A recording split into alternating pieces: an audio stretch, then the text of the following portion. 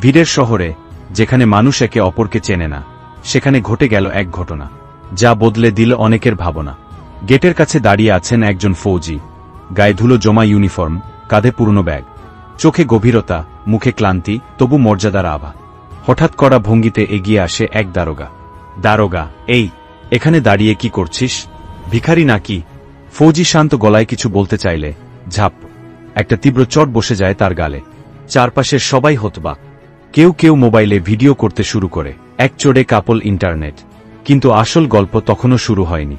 কমেন্টগুলো একটার পর একটা, দেশের বীরকে অপমান, এটা সহ্য করা যাবে না, দারোগার শাস্তি চাই।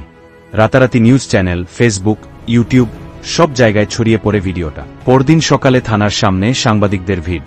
দারোগা গম্ভীর মুখে দাঁড়িয়ে আছে, কিন্তু চোখে অস্বস্তি। মিডিয়ার প্রশ্ন, আপনি কেন চোট মারলেন? জানেন উনি কে? দারোগা গলা শুকিয়ে শুধু বলে, আমি ভেবেছিলাম উনি একজন সাধারণ লোক। হঠাৎ পুলিশের বড়কর্তা থানায় প্রবেশ করেন, সাথে একজন গম্ভীর মুখের মানুষ, গতকালের সেই ফৌজি। বড়কর্তা মাইকে ঘোষণা দেন, এ হলেন ক্যাপ্টেন অর্জুন সিং, কার্গিল যুদ্ধে বীর চক্রপ্রাপ্ত সেনা, যিনি নিজের জীবন বাজি রেখে বহু সৈনিককে বাঁচিয়েছেন। পুরো থানায় নীরবতা নেমে আসে। দারোগা লজ্জায় মাথা নিচু করে ফৌজির সামনে দাঁড়ায়।